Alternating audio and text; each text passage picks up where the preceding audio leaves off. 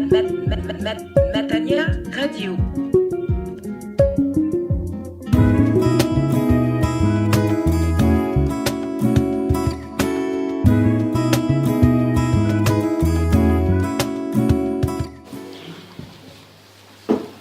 Amen. Bonjour à tous.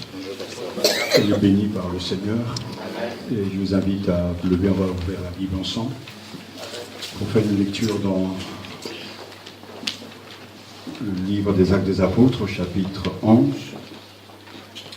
verset 19. Les Actes des Apôtres, chapitre 11,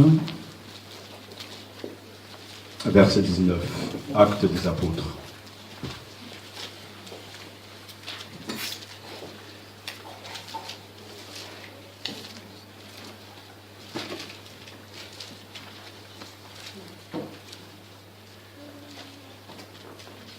Actes des Apôtres,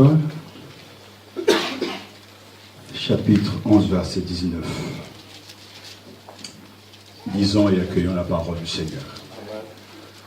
Cependant, ceux qui avaient dispersé la tourmente sont revenus à propos d'Étienne étaient passés jusqu'en Phénicie, à Chypre et à Antioche, sans annoncer la parole à nul autre qu'aux Juifs. Certains d'entre eux, pourtant originaires de Chypre et de Cyrène, une fois arrivés à Antioche, adressaient aussi aux Grecs la bonne nouvelle de Jésus Seigneur. Le Seigneur leur prêtait main forte, si bien que le nombre fut grand de ceux qui se tournèrent vers le Seigneur en devenant croyants. La nouvelle de cet événement parvint aux oreilles de l'Église qui était à Jérusalem et l'on délégua Barnabas à Antioche. Quand il vit sur place la grâce de Dieu à l'œuvre, il fut dans la joie. Et il les pressait tous de rester du fond du cœur attachés au Seigneur.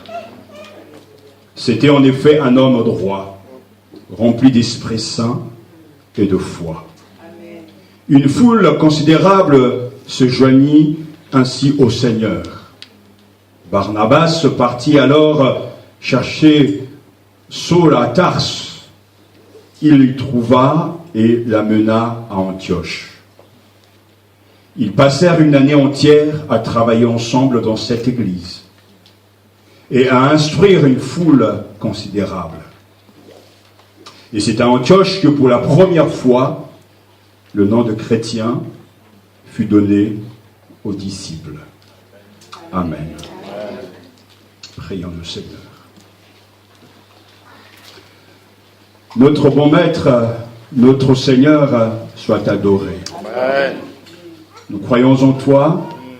Nous croyons aussi que tu nous as donné le don de l'Esprit Saint, qui est Dieu, qui a seul le pouvoir de nous convaincre, de nous instruire, de nous équiper.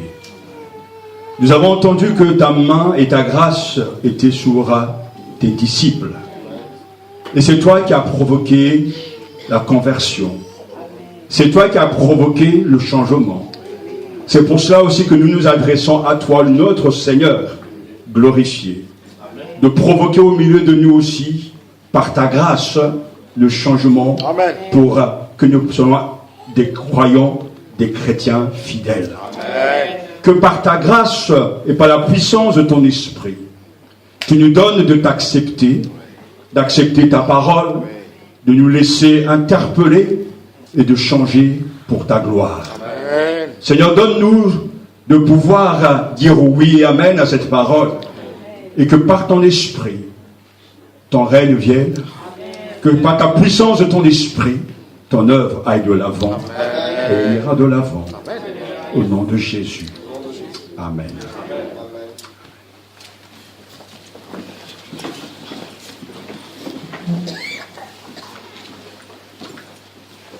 Un proche de Gandhi lui posa la question: puisque tu admires tant le Christ, pourquoi ne deviens-tu pas chrétien? On raconte que Gandhi aurait répondu: quand j'aurais rencontré un chrétien qui suit vraiment le Christ, j'y penserai peut-être.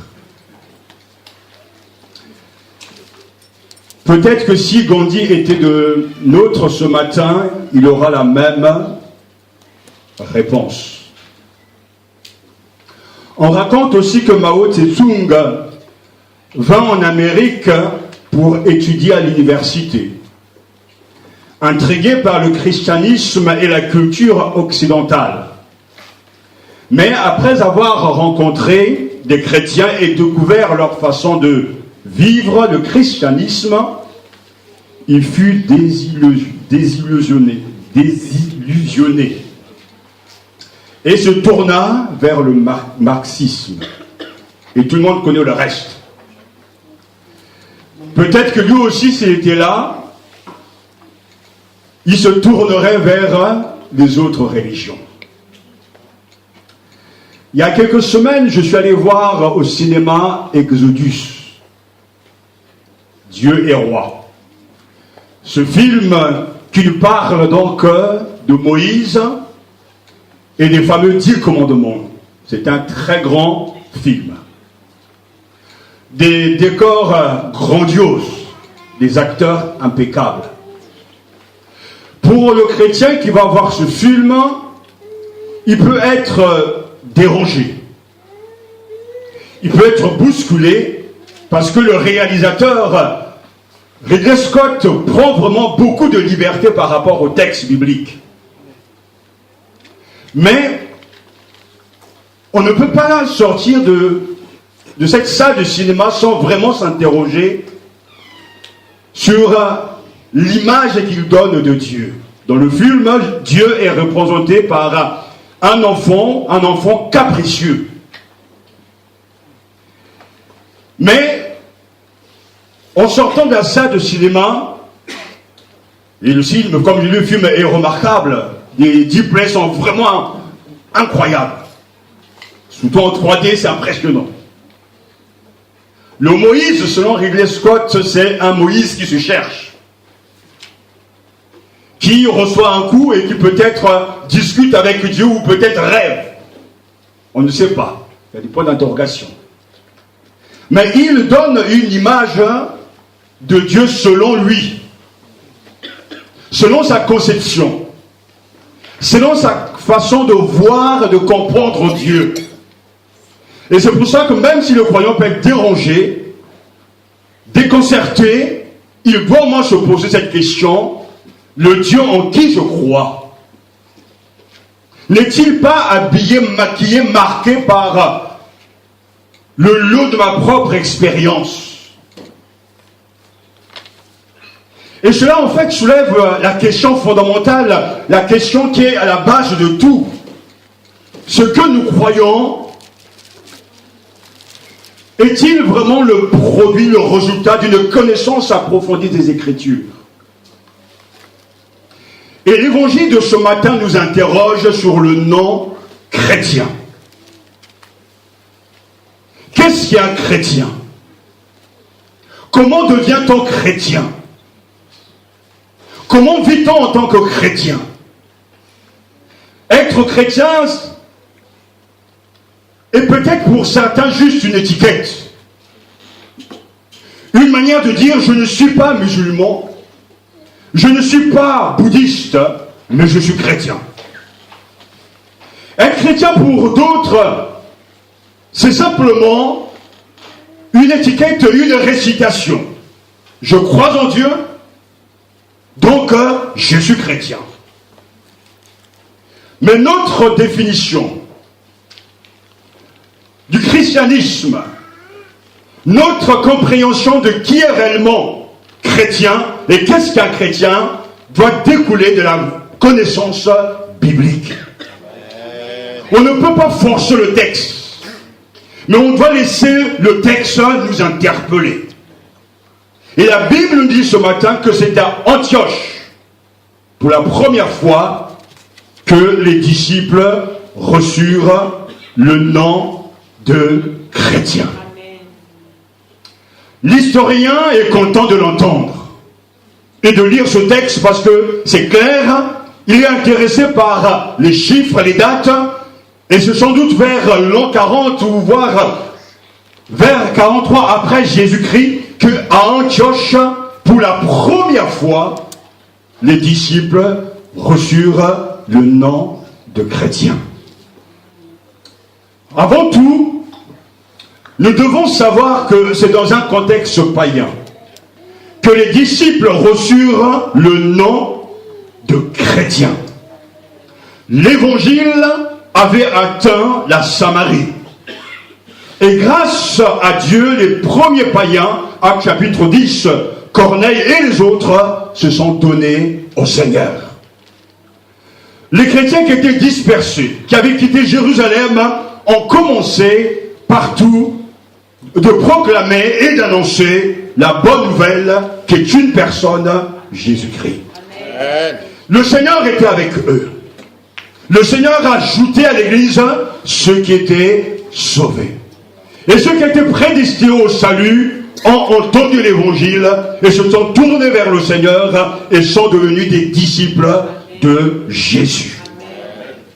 Ainsi donc, c'est dans ce contexte particulier que, à Antioche, pour la première fois, les disciples reçurent le nom de chrétiens.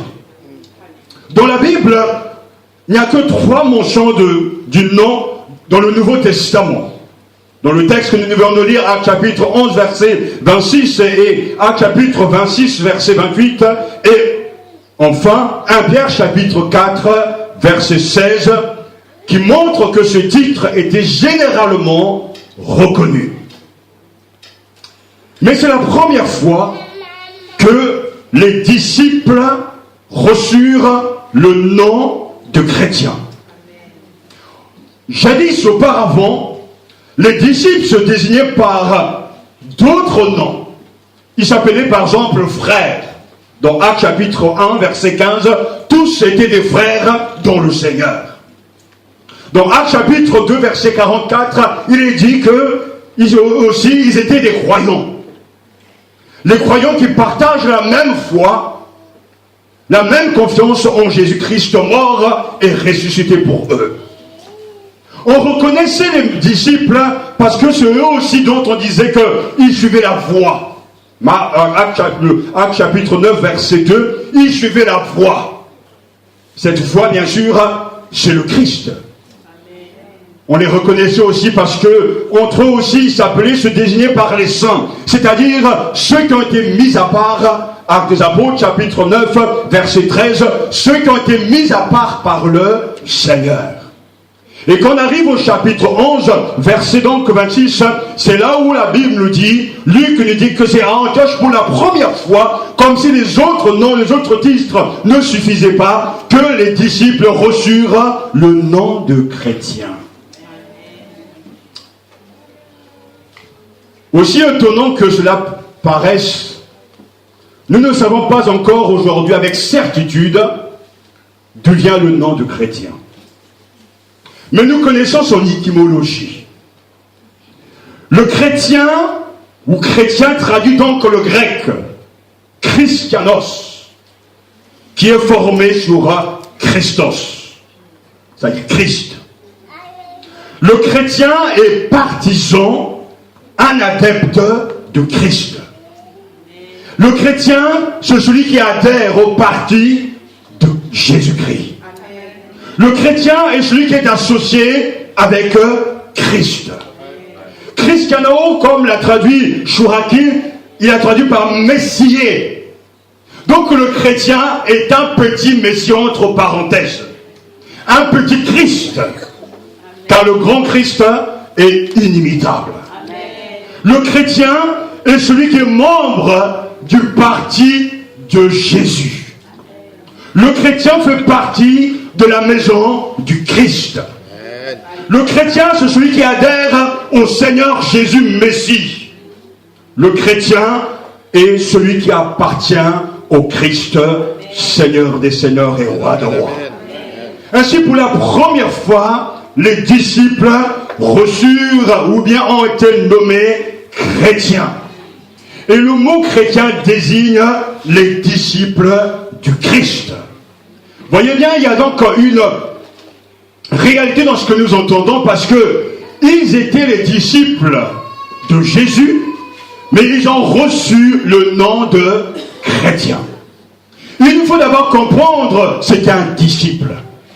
Et Marc chapitre 8 verset 34 nous le dit très clairement, parce que c'est Jésus qui parle lorsqu'il dit à ses disciples, il fit venir la foule avec ses disciples et leur dit, si quelqu'un veut venir à ma suite, qu'il se renie lui-même et prenne sa croix et qu'il me suive. En effet, qui veut sauver sa vie, la perdra. Mais qui perdra sa vie à cause de moi et de l'évangile, la sauvera. Et quel avantage l'homme a-t-il à gagner le monde entier s'il le paie de sa vie? Que pourrait donner l'homme qui est la valeur de sa vie? Car si quelqu'un a honte de moi et de mes paroles au milieu de cette génération adultère et pécheresse, le Fils de l'homme aura aussi honte de lui quand il viendra dans la gloire de son Père avec les saints anges. Amen. Amen. Jésus définit le disciple par 3 verbes. Le disciple, c'est celui qui vient à Jésus. Le disciple, c'est celui qui renonce à lui-même. Le disciple, c'est celui qui porte sa croix. Si quelqu'un veut venir à ma suite, qu'est-ce qu'il doit faire? Il doit d'abord se renier lui-même, prendre sa croix et me suivre. On peut être croyant sans être un vrai disciple. On peut croire en Dieu, on peut croire en Jésus-Christ, on peut croire au Saint-Esprit, mais sans être un disciple, car un disciple de Jésus se reconnaît parce qu'il renonce d'abord à lui-même. Il renonce à ses ambitions terrestres. Il renonce à sa vie terrestre. Il renonce, entre guillemets, à son bonheur terrestre.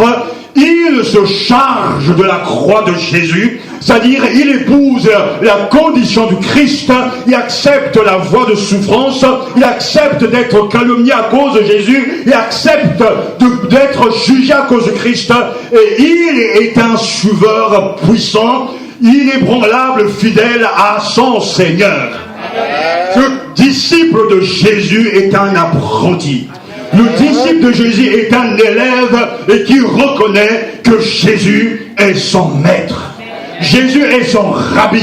Jésus est son enseignant. Et ainsi que, c'est pour cette raison, aujourd'hui, et je le dis avec force, l'on peut croire tout ce que l'on veut au sujet de la Bible, au sujet de Dieu, mais si on n'a pas décidé de renoncer à soi-même, et de se charger de la croix de Jésus, la croix qu'il nous donne, pas notre propre croix, pas nos propres souffrances, mais les souffrances liées à l'engagement avec Christ, et de décider de le suivre jusqu'à la fin, on peut donc dire on est croyant, mais on n'est pas un disciple de Jésus.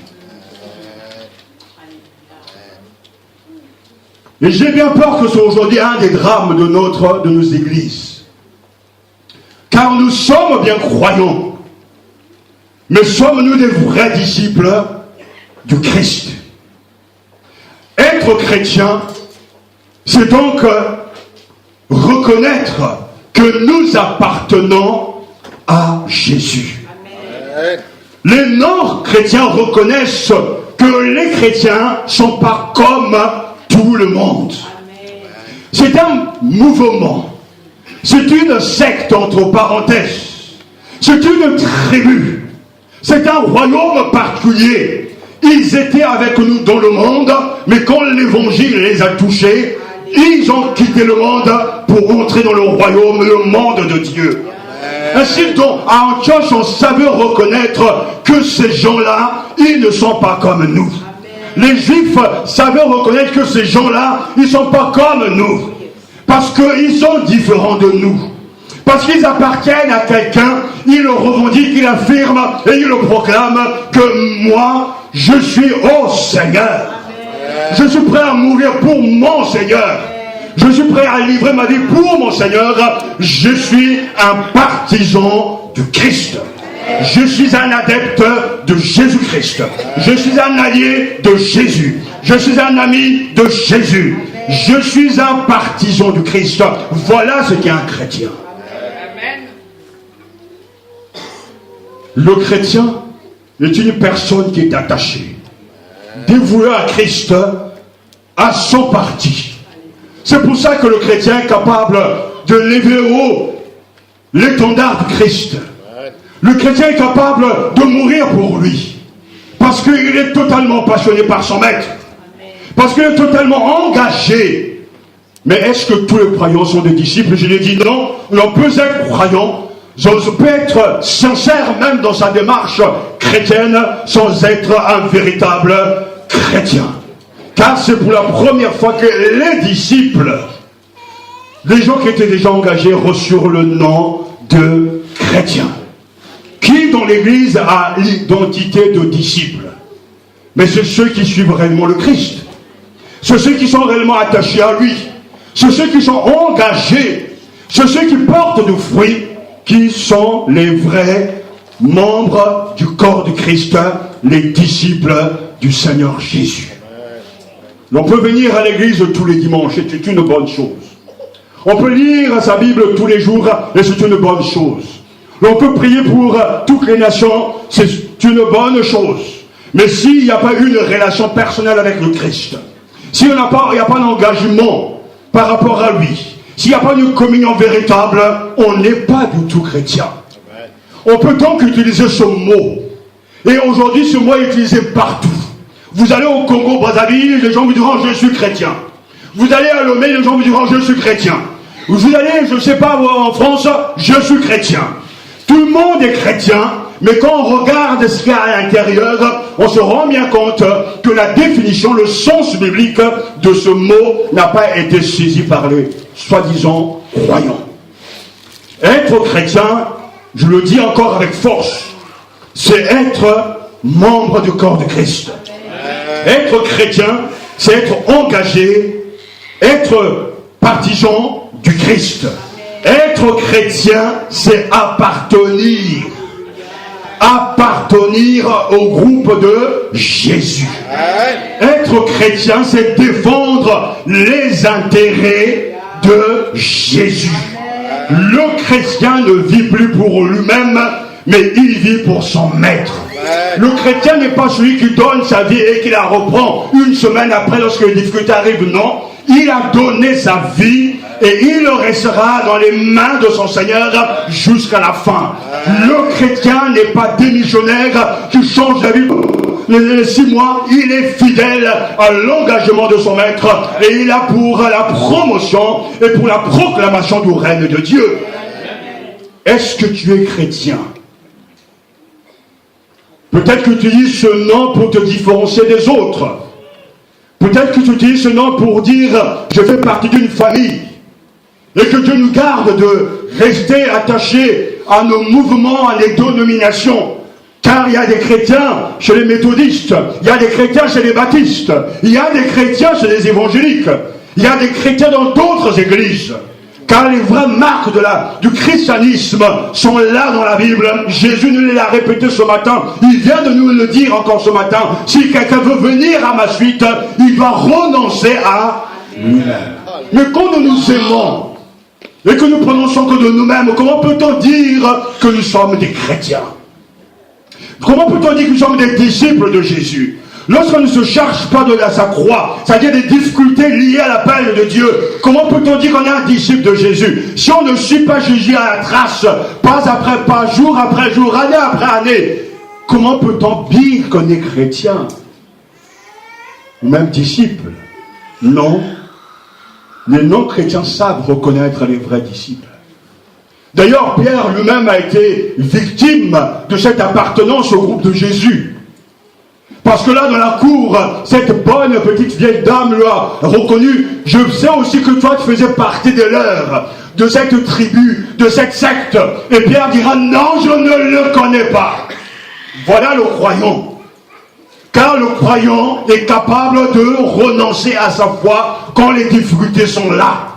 Le croyant est capable de jeter l'éponge quand c'est dur.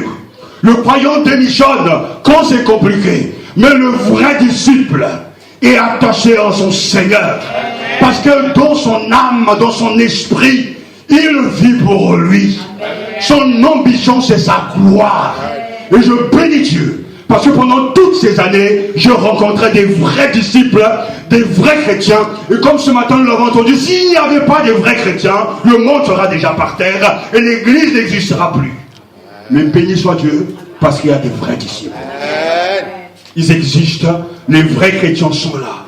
Leur témoignage dérange les non-convertis. Leur consécration met mal à l'aise les tièdes. Leur puissance de la louange, leur puissance de la prière dérange ceux qui sont dans les ténèbres parce qu'ils sont totalement imbibés, marqués par la personne de Jésus. Es-tu un adepte de Jésus? Es-tu un allié de Jésus? Es-tu un ami du Christ? Car sans la personne du Christ, le christianisme n'est rien. Une gnose. Une idéologie tout au plus, ce qu'il faut penser, c'est le Christ. Amen. Ce qu'il faut faire, c'est lui. Ce qu'il faut croire, c'est lui. Vivre, c'est vivre de sa vie. Il est tout, il résume tout. Oui, voilà, c'est qu'un chrétien. Il est centré sur la personne bénie de Dieu. Ce nom est plein d'exigences. Suis-je un autre Christ? Suis-je vraiment un chrétien? Je réfléchis à ce mot, je le porte moi-même. Est-ce seulement une étiquette extérieure? Parce que les chrétiens ont été reconnus à Antioche, les disciples de Jésus. Alors que nous comprenons ce que cela implique, le Saint-Esprit doit nous interpeller. Nous devons nous interroger nous-mêmes, suis-je simplement un croyant, assidu, régulier donc, ou suis-je un disciple de Jésus? Comment pourrais-je le savoir? La Bible me donne les critères de discernement et de jugement, les critères pour m'examiner moi-même. Et ces critères sont très clairs.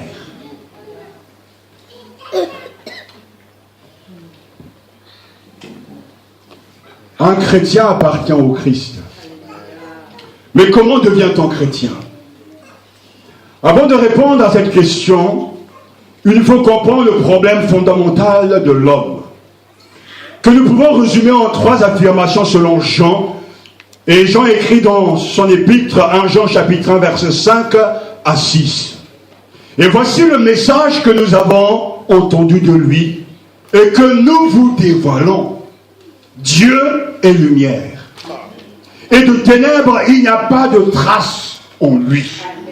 Si nous disons, nous sommes en communion avec lui, tout en marchant dans les ténèbres, nous mentons. Et nous ne faisons pas la vérité.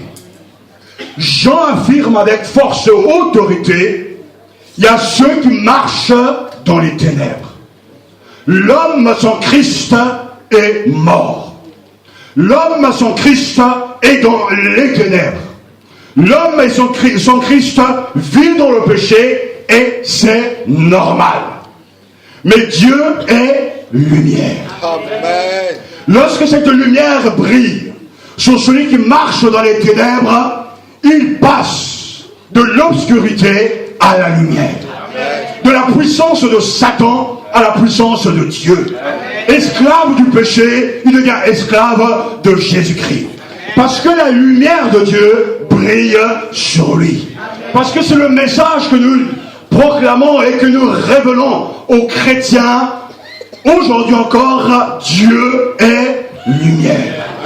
Et de ténèbres, il n'y a pas trace en lui. Celui donc qui est converti ne peut plus marcher, pratiquer les œuvres des ténèbres, puisqu'il a quitté les ténèbres pour entrer dans la lumière. Si jadis il était un voleur, la lumière l'éclaire et quitte cet état de perdition pour entrer dans la liberté des vrais enfants de Dieu. il ne marche plus dans les ténèbres, car Dieu n'est pas dans les ténèbres, Dieu est lumière, et en lui il n'y a pas trace de ténèbres. La Bible dit même avec force, alléluia, que notre Dieu habite une lumière inaccessible que nul homme n'a vu ni ne peut voir. Dieu est lumière. Amen.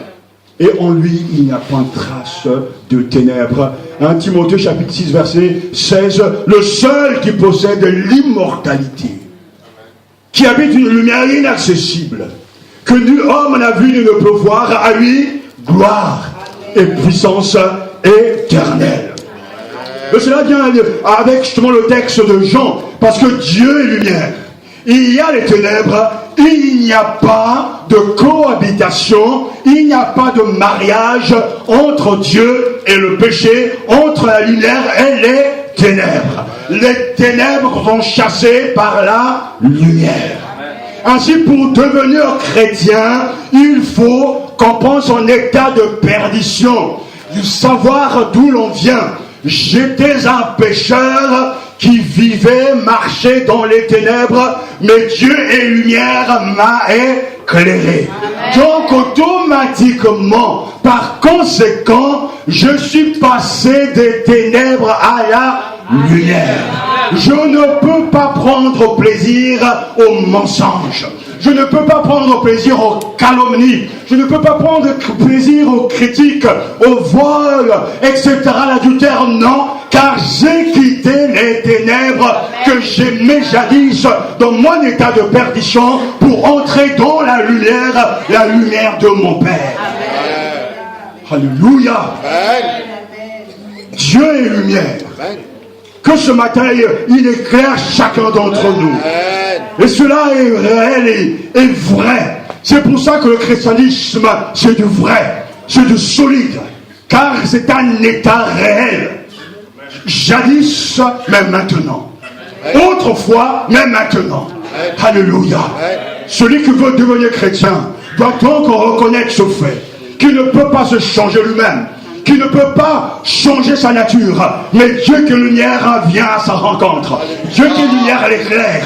Dieu qui est lumière le sauve. Car la Bible le dit avec force, elle est digne de confiance, cette parole, et mérite d'être pleinement accueillie par tous. Christ Jésus est venu dans le monde, alléluia, pour sauver les pécheurs, dont je suis moi le premier. Cette parole est digne de confiance. Cette parole mérite d'être pleinement accueillie par tous ce matin. Christ Jésus est venu dans le monde pour sauver les pécheurs, dont je suis moi le premier. 1 Timothée chapitre 1 verset 15. Paul le dit, mais moi aussi je le dis, oui, Christ Jésus est venu dans le monde des hommes pour sauver les pécheurs. Et quand Christ est mort sur la croix, il a pu dire, car ceci est mon sang, le sang de l'alliance, versé pour la multitude, pour le pardon des péchés. Alléluia. Matthieu chapitre 26, verset 28, Christ s'est écrié, tout est accompli. Ainsi l'homme est capable de quitter ses ténèbres. Non pas, je dis capable par lui-même, mais par la grâce de Dieu qui œuvre dans son cœur. Il est capable de reconnaître l'œuvre achevée, accomplie par Jésus-Christ sur la croix. Et ce moment, en bénéfice de cette œuvre, je reconnais que tous sont privés de la gloire de Dieu, mais par Jésus-Christ, mon Seigneur, mon médiateur, je peux être réconcilié avec ce Dieu qui est inaccessible aux hommes, le rendu accessible par le sang précieux de Jésus. Un chrétien est une personne qui croit en Jésus-Christ. Jadis pécheur, mais maintenant il est sauvé. Un chrétien, c'est celui qui est capable d'accepter pleinement l'œuvre de Jésus sur la croix pour être sauvé. Il reconnaît que Jésus est son sauveur et Seigneur. Si je vis, mais ce n'est plus moi, c'est Christ qui vit en moi. Alléluia. Dans ma vie présente dans la chair, je la vis dans la foi au Fils de Dieu qui m'a aimé et se livrait pour moi. Galates chapitre 2 verset 20, ce n'est plus moi qui vis, c'est Christ qui vit en moi. Le chrétien est celui qui est en Christ et en qui Christ habite. Et je vis grâce à la foi que je place en lui, et celui qui m'a aimé et s'est livré pour moi. Et c'est pour ça que je suis pleinement content de vous le dire ce matin. Un chrétien est rempli de vie. Un chrétien est rempli de joie. Il est actif dans son esprit. Il est enthousiaste dans son esprit. Parce qu'il porte en lui le Seigneur du monde, le Sauveur de l'humanité. Ce n'est plus moi qui vis, mais Christ vit en moi. Christ est formé en moi. Christ prend forme en moi. Et grâce à l'évangile, grâce à sa parole, je rentre dans ses pensées. Et il me blige et il me change en me faisant penser les choses selon son point de vue, grâce à la Bible. Et c'est ça le chrétien. Es-tu chrétien vraiment? Peux-tu dire ce matin, ce n'est plus moi qui vis, moi Philippe, moi Jacques, moi Thomas, mais Christ vit en moi. Et je n'oublierai jamais ce jour à Rouen, où le Seigneur, dans une vision, une révélation plutôt, m'a montré que Christ est en moi. Christ en moi, l'espérance de la gloire. Alléluia. Oui, c'est une personne que le Saint-Esprit nous révèle. Ce n'est pas un dogme, ce n'est pas une idéologie, c'est une personne. Le Christ est réel. Il est réel dans notre cœur, dans notre esprit. Et un chrétien vit ces choses. Amen, amen. Alléluia. Amen. Si tu veux être chrétien, il faut venir à lui. L'accepter, car le Seigneur ce matin t'appelle encore. Voici, je me tiens à la porte et je frappe. Toc, toc, toc. Si quelqu'un entend ma voix et ouvre la porte, j'entrerai chez lui et je prendrai la scène avec lui et lui avec moi. Vous entendez ce que Jésus dit? Si quelqu'un entend ma voix, alors que Jésus frappe à la porte, si quelqu'un entend ma voix et ouvre la porte, on peut fermer cette porte. Et le Seigneur va continuer à frapper. Mais si on ouvre la porte, Jésus lui dit, j'entrerai chez lui. Je prendrai mon repas, la scène, avec lui. Et lui avec moi. Alléluia. Pour devenir chrétien, il faut inviter le Christ dans son cœur. Il faut lui ouvrir son cœur. Il faut le laisser nous pénétrer profondément. Il faut reconnaître ses torts, ses péchés. Il faut se repentir et confesser publiquement que Jésus est mon Seigneur, mon Sauveur. Car quiconque se déclarera pour moi devant les hommes, je me déclarerai moi aussi pour lui devant mon Père qui est aux cieux. Mais quiconque me régnera devant les hommes, je le régnerai moi aussi devant mon Père qui est aux cieux. Matthieu chapitre 10, versets 32 et 33. Devenir chrétien est une chose. Cela peut sembler si facile, si simple. Mais vivre en chrétien, être chrétien au quotidien est une autre chose. Lorsque nous acceptons Jésus, Dieu nous fait renaître. Nous devenons des enfants de Dieu. Et la Bible dit que il est venu dans son propre bien. Et les siens ne l'ont pas accueilli. Mais à tous ceux qui l'ont reçu, à ceux qui croient en son nom, il a donné le pouvoir de devenir enfants de Dieu. Ceux-là ne sont pas nés du sang, ni d'un vouloir de chair, ni d'un vouloir d'homme, mais de Dieu. Il y a quelque chose de fantastique de ce que Jean est en train de nous dire. Parce que dans ces paroles se trouve là vraiment la raison, la nature, la condition du vrai enfant de Dieu. Jésus est venu vers les siens et les siens ne l'ont pas accueilli, c'est-à-dire les Juifs, mais à ceux qui l'ont reçu, à ceux qui croient en son nom, à ceux qui croient en son nom, il a donné le pouvoir de devenir enfants de Dieu. Ceux-là ne sont pas nés du sang, ni d'un vouloir de chair, ni d'un vouloir d'homme, mais de Dieu. Alléluia. Et c'est pour cela que l'évangile c'est la vie. Je veux vous voir vivre. Respirez, dire Alléluia. Lève-toi, dire Alléluia. C'est ça. Comment peut-on avoir la vie de Dieu et être mort? Avoir la bouche fermée, c'est pas possible. À cela, il a donné le pouvoir de devenir enfant de Dieu. Ceux-là ne sont pas nés du sang, ni de la chair, ni d'un vouloir d'homme, mais de Dieu.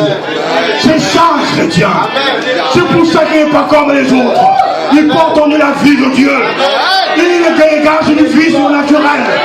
Il marche avec Dieu. Dieu est son Père. Il est un enfant du roi. C'est pour ça qu'il est différent.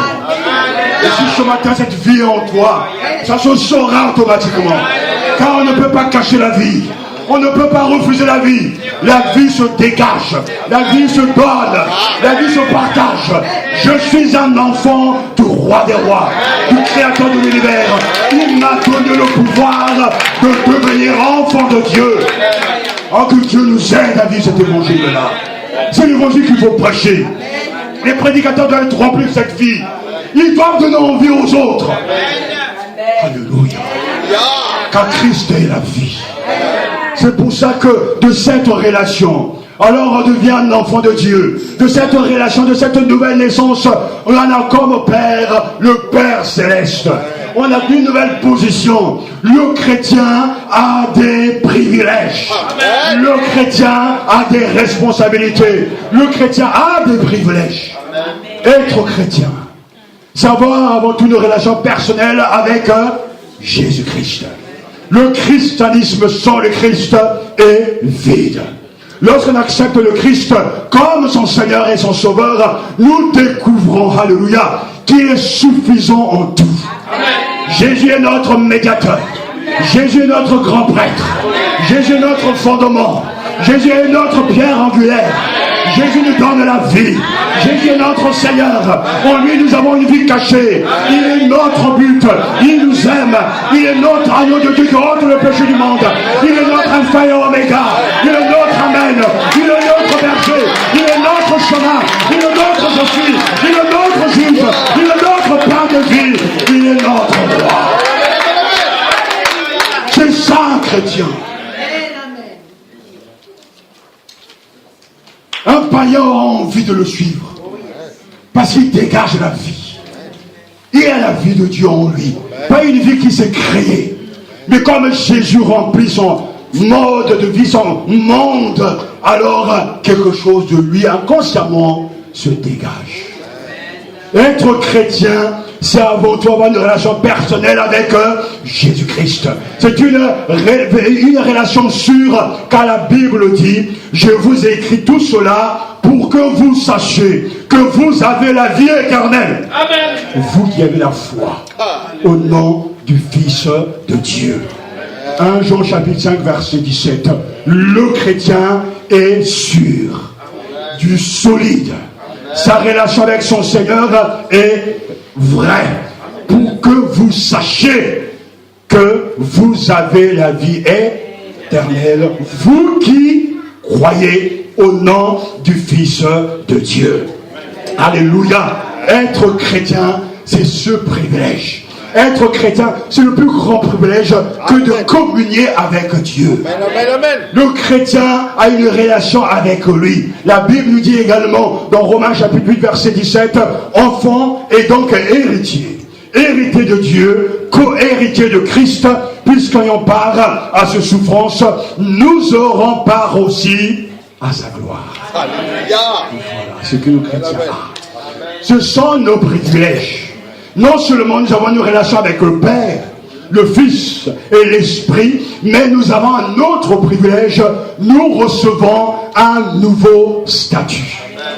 Alléluia. Si quelqu'un est en Christ, il est une nouvelle créature. Les choses anciennes sont passées. Et voici, toutes choses sont devenues nouvelles. Alléluia. Nous avons un nouveau statut. Et nous savons que le statut dans le monde moderne est important. On aime dire que je connais tel personnage important. On aime dire que j'ai tant de diplômes. On aime dire que je gagne autant. Le statut est important, dans ce monde, mais le Seigneur nous donne un statut céleste, un statut divin, non pas terrestre, un statut, une véritable identité qui nous donne en tout cas de la valeur, car en Christ, dans l'union avec Jésus-Christ, nous avons été bénis de toute bénédiction spirituelle dans les lieux célestes en Christ. Le Dieu qui nous a bénis en Christ de toute bénédiction spirituelle nous a choisis en Jésus avant la fondation du monde. Le Dieu qui nous a bénis nous veut saints et irrépréhensibles devant lui. Nous avons été prédestinés dans son amour à être ses enfants d'adoption par Jésus-Christ. Sans le bon plaisir de sa volonté, à la louange de la gloire de sa grâce qu'il nous a accordé en son bien-aimé. En lui, alléluia, nous avons la rédemption par son sang. Le pardon des péchés sont la richesse de sa grâce que Dieu a répandu abondamment sur nous. Alléluia. Toutes ces bénédictions sont nôtres en Christ. Il nous a adoptés comme ses fils et ses filles par Jésus-Christ. Il nous a accordé sa grâce en son bien-aimé. En lui, nous avons la rédemption et le pardon de nos péchés. Voilà le statut du chrétien. Oh, alléluia. On est donc bénis. Dieu nous aime. Il nous a choisis. Il nous a adoptés. Il nous a acceptés. Il nous a rachetés. Et il nous a acquittés. Éphésiens chapitre 1. C'est pour ça que Paul ne peut que faire monter sa louange auprès de Dieu. Béni soit Dieu le Père de notre Seigneur Jésus-Christ qui nous a bénis. Alléluia. J'aimerais que cela entre vraiment dans votre esprit. Alléluia. Et que votre tempérament naturel soit bousculé. Que la vie de l'esprit coule dans votre esprit. Nous avons été bénis. Quand je relisais encore ce texte, j'étais là dans ma chambre, je disais, oh béni sois-tu Seigneur, j'ai un statut nouveau. Je ne suis pas n'importe qui. Je suis un enfant du roi, adopté, héritier, Seigneur du Saint-Esprit, membre de la famille de Dieu. Alléluia, quel statut. Alléluia. Quel statut plus élevé. Pouvons-nous imaginer que celui d'être un enfant de Dieu, accepté, adopté et acquitté. Dans la sphère céleste, nous sommes bénis. Amen. Et le programme de Dieu est tellement incroyable. Le Père a répandu sa grâce sur nous en son bien-aimé, de sorte que nous avons dès à présent en lui la rédemption, bien sûr, le pardon des péchés, verset 7. Mais en Christ, ça c'est fort. Les premiers juifs croyants ont été choisis pour devenir le peuple de Dieu, tandis que les croyants d'origine païenne ont été inclus en lui. Seigneur du Saint-Esprit, juifs et non-juifs, ils sont un.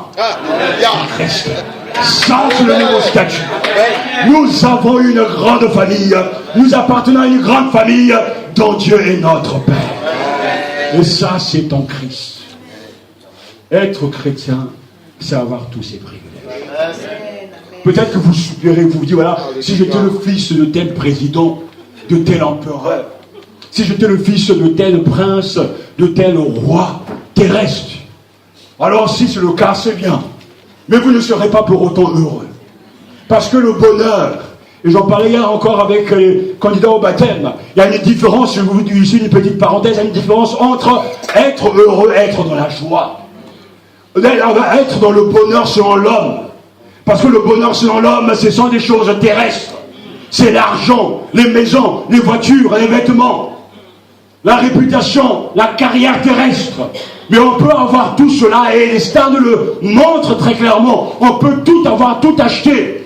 Et il y a son entendu qu'il y a tellement de milliardaires de plus en plus en Chine, en Argentine, il y a tellement de gens qui deviennent de plus en plus riches, mais ils ne sont pas pour autant heureux. Ils sont heureux selon le monde. Mais ils n'ont pas la joie qui est un don de Dieu. Parce que Paul dira, oui, réjouissez-vous dans le Seigneur. Alors lorsque Paul le dit, il est en prison. Donc sa joie ne dépend pas des choses, ni des circonstances. Son bonheur, sa joie découle d'une intimité avec le Seigneur. Et là où tu es, toi, ce matin, il peut y avoir tant de problèmes. tant de difficultés, et je suis convaincu qu'il y en a pas mal. Mais ta joie, si elle dépend de ces circonstances, tu es déjà fini. Tu ne t'en sortiras pas. Mais si tu es en communion avec le Christ, même en prison, même dans un palais sans rien, la joie sera dans ton cœur. Car la joie de l'Éternel sera notre force. Et cette joie, personne ne pourra me la voler. Ce n'est pas les gens, ce n'est pas les circonstances, ce n'est pas l'adversité. C'est parce que je suis encore en relation avec la source inébranlable, la source intarissable qui est Jésus-Christ. C'est ça la joie chrétienne.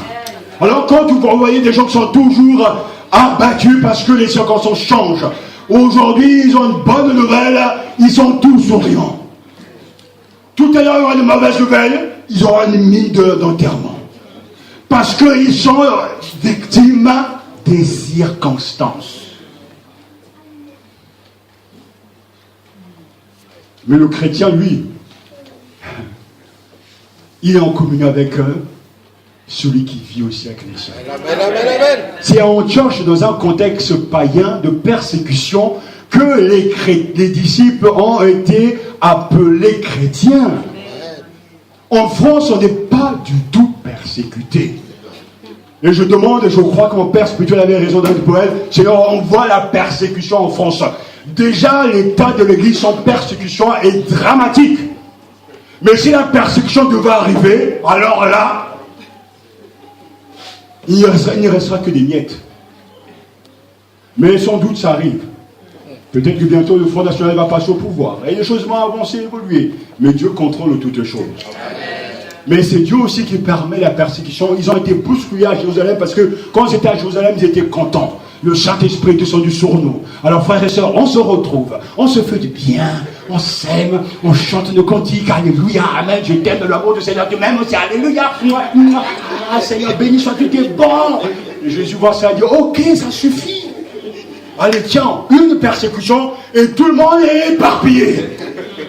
Mais derrière cette persécution, c'est le Christ qui dirige l'histoire.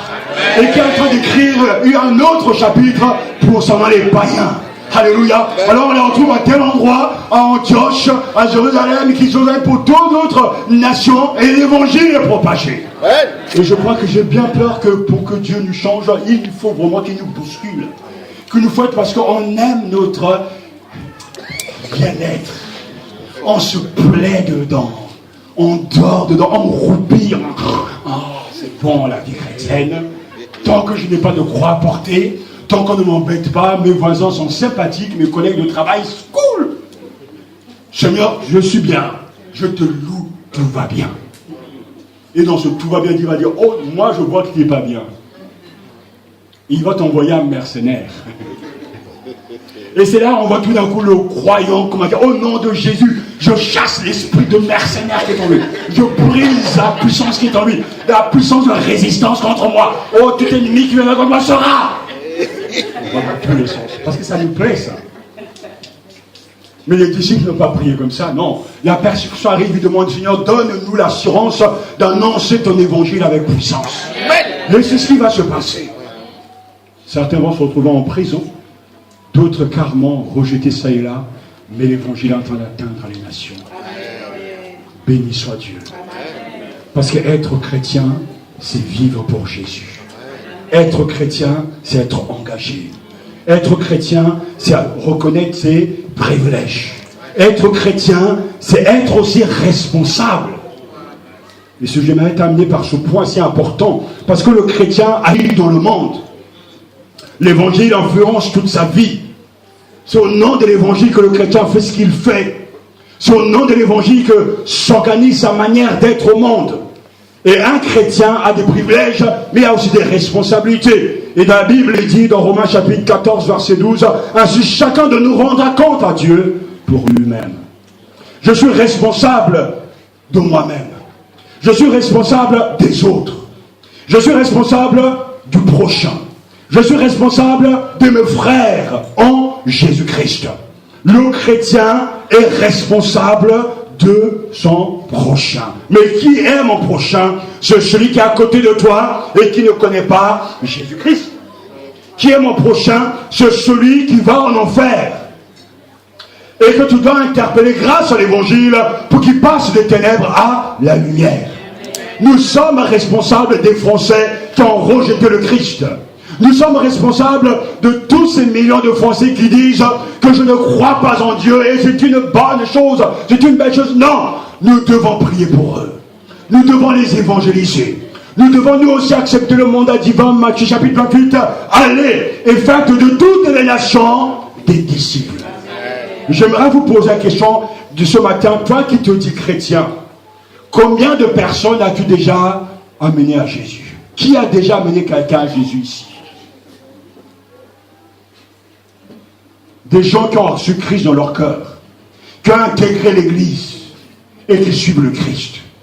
Un chrétien porte du fruit. Parce que lui-même a été jadis un pécheur. Mais il répond au mandat du Christ qui lui dit, va et faites de toutes les nations des disciples. Vous êtes des disciples, produisez des disciples.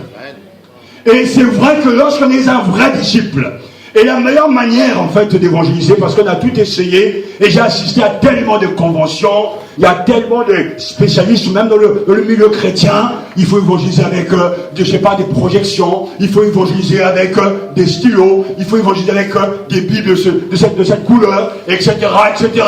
C'est bien tout ça. Mais la meilleure d'évangélisation, la meilleure méthode d'évangélisation, c'est tout simplement de demeurer en Jésus.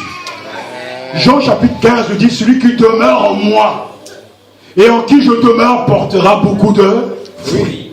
Donc quand la relation est saine et pure avec le Christ, à un moment donné dans ta vie, tu auras des possibilités, des occasions de témoigner de Jésus. Et ceux à qui tu vas témoigner, ils vont se convertir parce qu'ils font partie du projet de Dieu. Si tu demeures en Jésus, si tu habites en Jésus, tôt ou tard tu porteras du fruit, car ce fruit n'est pas ton fruit, mais c'est le fruit de Dieu en toi. Mais ça n'enlève pas notre responsabilité vis-à-vis des gens. D'aller évangéliser, de parler à nos collègues au travail. Ainsi le chrétien est responsable. Responsable vis-à-vis de ceux qui sont perdus. Le chrétien est également responsable vis-à-vis justement de ses frères, des frères dans les églises.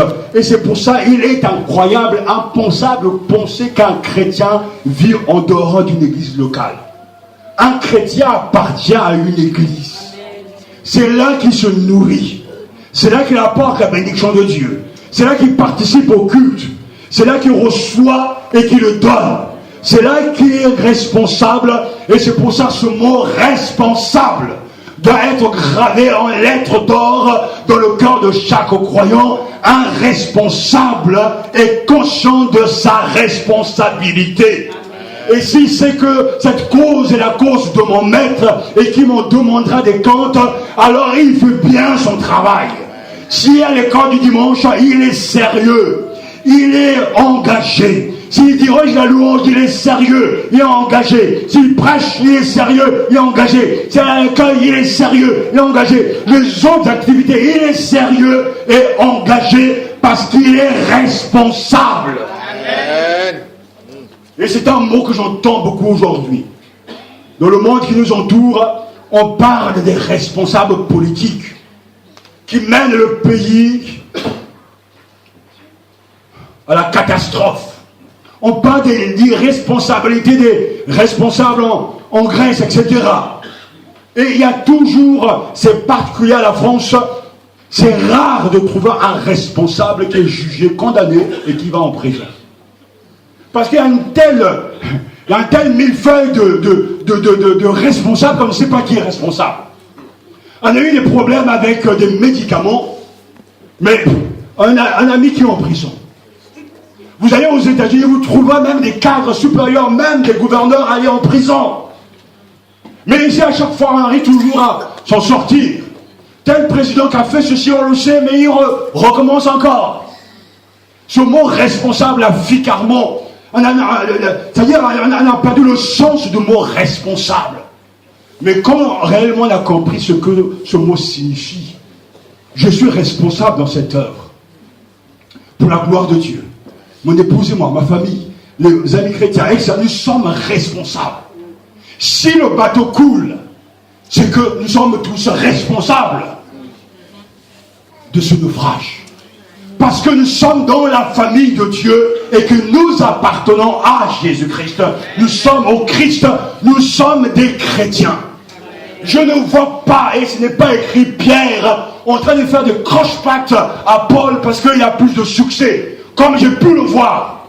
Je ne vois pas Barnabas qui est en train de critiquer Paul parce qu'il est supérieur. Non, chacun a sa place, parce que chacun est responsable, chacun a un talent particulier, chacun a un don et chacun est utile. Mais quand quelqu'un ne connaît pas sa place, c'est un vrai casse-pied dans l'église. Et il mettra des bâtons au pied des autres. J'ai vu tellement tant de fois, même ici, des gens qui ne veulent pas se convertir, qui ne sont pas convertis, mais dont la seule tâche que Satan leur a donnée, c'est de dire du mal. Dès que quelqu'un arrive, que cherche Dieu de tout son cœur, il tombera sur cette personne. Ah, mon frère, tu es nouveau parmi nous. Ah, nous t'accueillons dans l'amour du Seigneur. Après, lorsqu'il va prendre son numéro de téléphone, tu sais pas c'est qui se passe, tu connais le pasteur et sa femme, tu sais ce qui s'est passé? Que Dieu vous juge. Il y a des gens qui ne sont pas responsables parce qu'ils se disent c'est l'œuvre de quelqu'un. Mais un responsable de Dieu se soucie de la gloire de Dieu. Amen, amen. Quand ça ne marche pas à Brazzaville, je suis triste. Quand ça ne marche pas à New York, je suis triste. Amen. Parce que c'est la famille de mon père. Amen. C'est ma maison. Amen. Combien de responsables avons-nous qui sont conscients de cela? Le chrétien, lui, parce qu'il a renoncé à lui-même, qui se charge de sa croix, ne pourra jamais se dire, mais c'est même quand c'est difficile. Et ce Seigneur sait que des fois c'est tellement difficile. Mais Seigneur, je suis responsable. Si Dieu nous a appelés, mon épouse et moi, ma famille, à aller ailleurs, mais sachez-le qu'on ne laissera pas l'église comme ça. On fera tout pour que l'église continue d'avancer. Parce que l'église est au Seigneur. Amen. Non, Dieu me chauffe. Et de plus en plus, je le vois, de plus en plus les gens s'en vont. Certains même montent sur le pasteur, je suis parti sans rien me dire, juste entre deux portes, je m'en vais, bye bye. Tranquille quoi. Et ça se dit chrétien. On n'a pas la même version de la Bible. Et je peux vous regarder les yeux dans les yeux, ça c'est pas l'évangile. Lorsqu'on est responsable, on s'assoit, on discute, on cherche une solution. Et la Bible nous montre que des fois, même les disciples ne trouvaient pas de solution. Ils se sont séparés, mais ils se sont séparés en paix. Et on ne fait pas de coup bas derrière pour dire ce pasteur-là, il est comme ça. Non. On laisse à Dieu le soin de juger.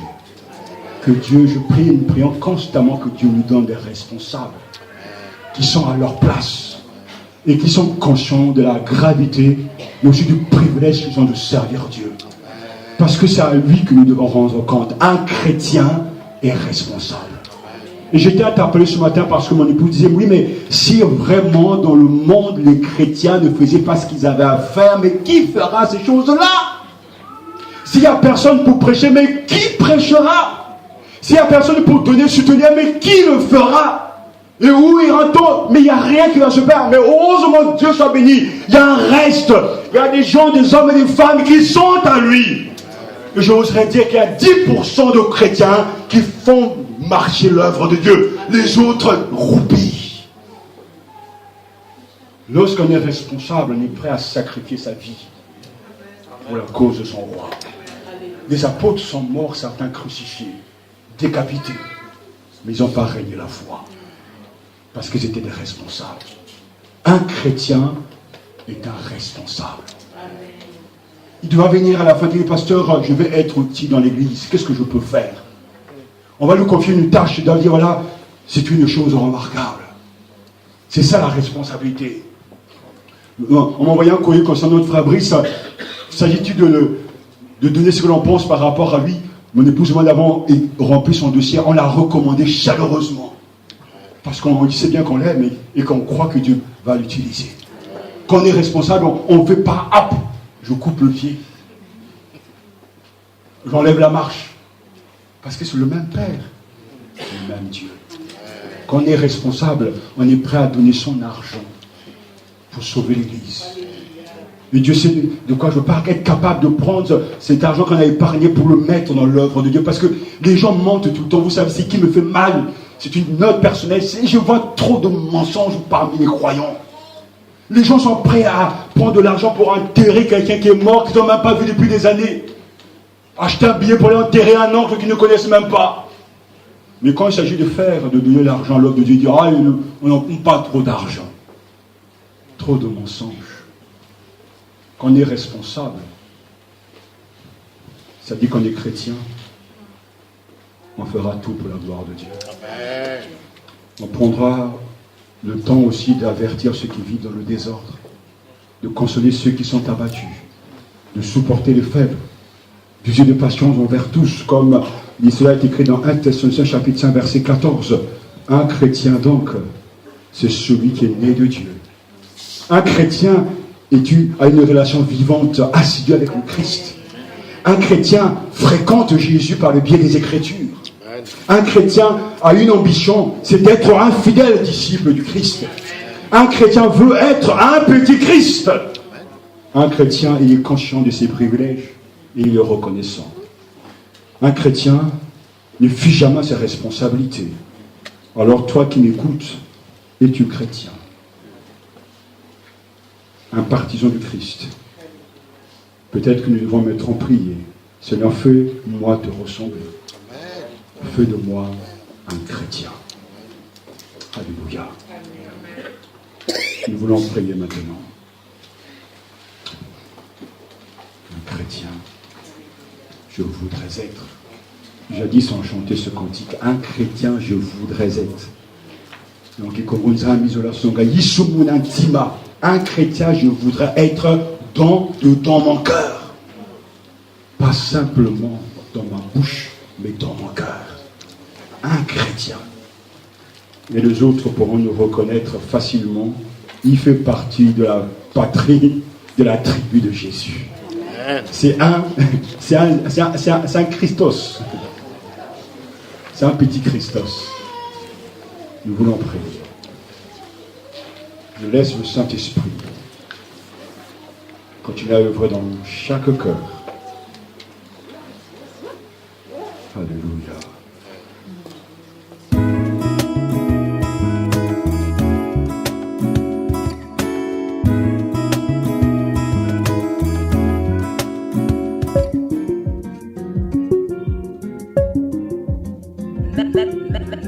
Matania Radio.